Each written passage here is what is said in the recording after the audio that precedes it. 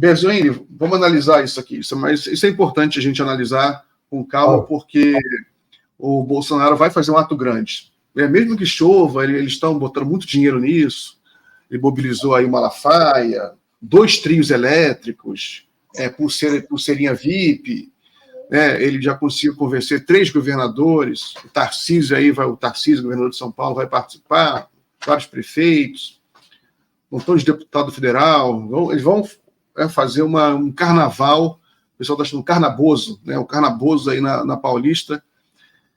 Então, a gente tem que começar já a fazer análise aqui. Como é que a avaliação que você faz desse ato, quais são os riscos para o Bolsonaro e também o impacto político que pode ter no país?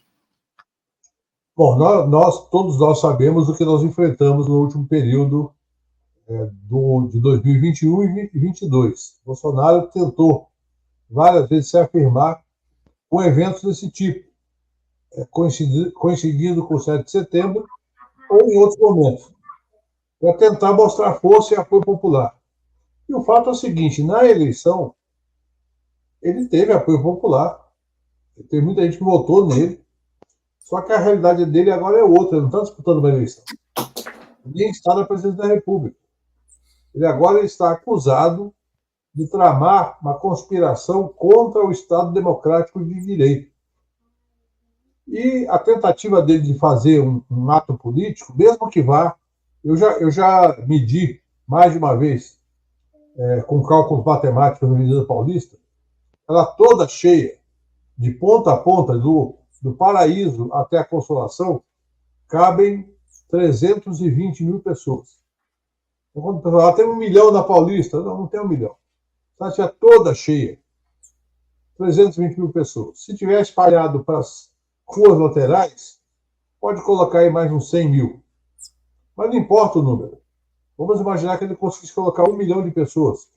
1 milhão de pessoas numa cidade que tem 9 milhões de eleitores, num estado onde ele ganhou a eleição. Então a discussão não é essa. A discussão é uma tentativa de buscar a imagem de que um líder popular está sendo perseguido. Ninguém ignora que se tivesse eleição hoje, talvez ele fizesse 40%, 45%, novamente. E talvez vencesse no estado de São Paulo. Não na cidade de São Paulo, mas no estado de São Paulo. A discussão é o que ele traz de saldo disso no dia seguinte. O processo continua.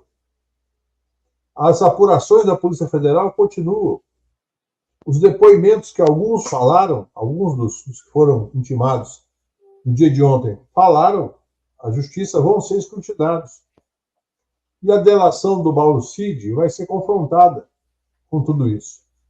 Fora o telefone do Assaf, também dizem que tem muita coisa relevante no telefone do Assaf. Então, eu creio que esse ato, vai ter um impacto, uma relevância imediata, vai ter imagens, mas não tem mudança nenhuma. Do nosso campo, precisa se preocupar, na verdade, com a estratégia de enfrentamento nas bases, tanto nas redes como nas ruas.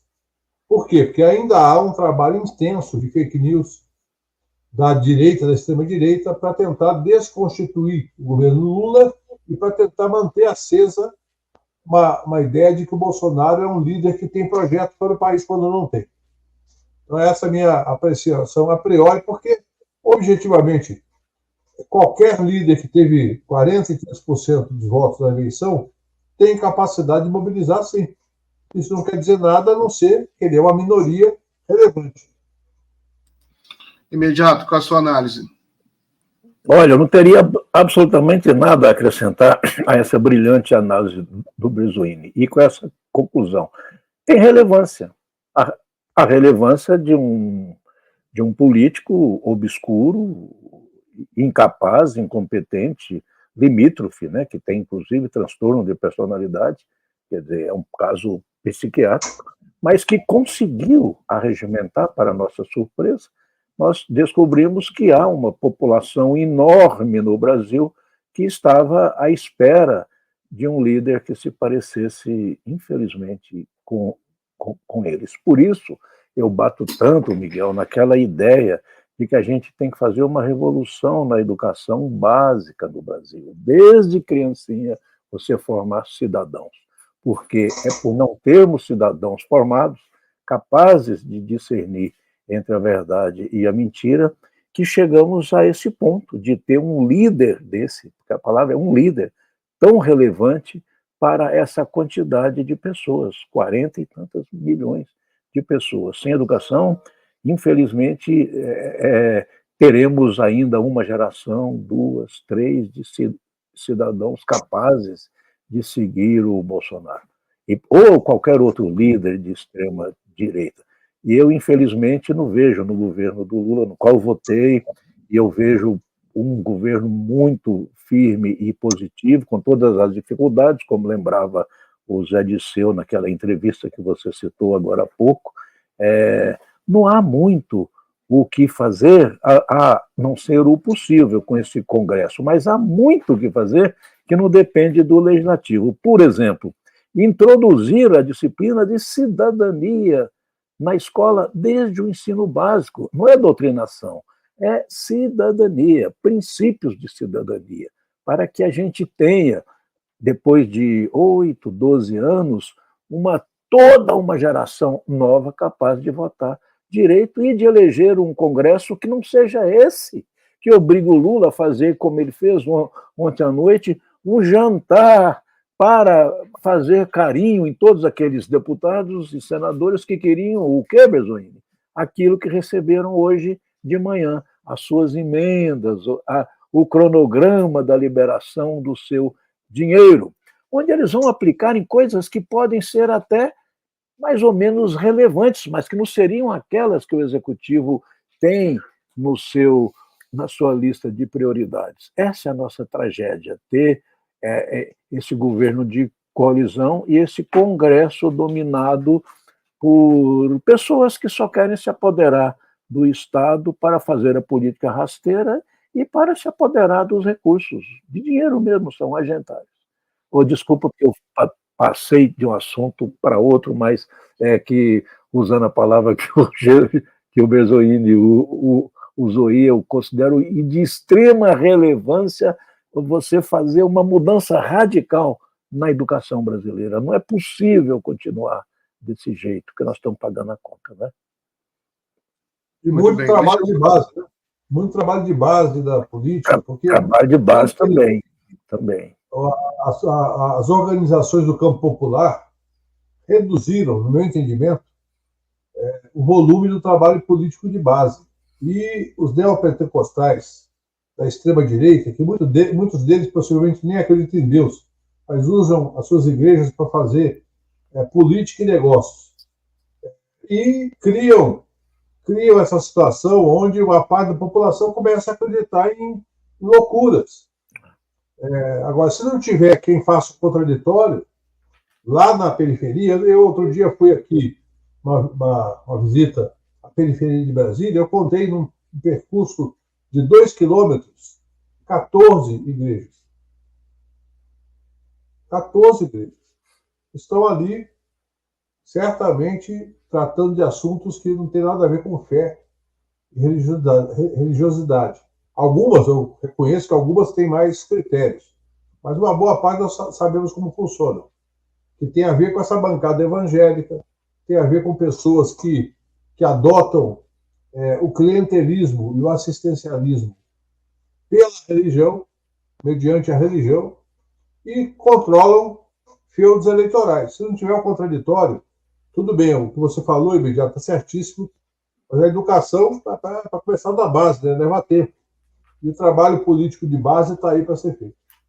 E por que, Bezoini, na sua opinião, essa mobilização da militância, do PT, dos partidos de esquerda e progressistas, ela perdeu essa força que era tão vibrante num passado recente? Eu vou recorrer um pouco a um certo Antônio Gramsci, que viveu e analisou essa questão lá no Partido Socialista Italiano, no começo do século XX. No Brasil, nós ganhamos muitas prefeituras, mandatos parlamentares, e, de certa forma, a vida do partido passou a ser gravitacionada pela estrutura do Estado. É Claro que ganhar mandatos e prefeituras e governos é importante, mas tão importante quanto é manter uma sistemática planejada, com o conteúdo também planejado, de trabalho de base. Para que, na hora da eleição, mais importante do que o apego à estrutura, seja a mobilização popular. Até para resistir a golpes e para fazer outros movimentos que são importantes para a classe trabalhadora e para a população pobre em geral. Eu costumo dizer que no Brasil, se só os 20% mais pobres tivessem consciência de classe, já seria uma revolução. Só os 20% mais pobres, eles vivem muito bom.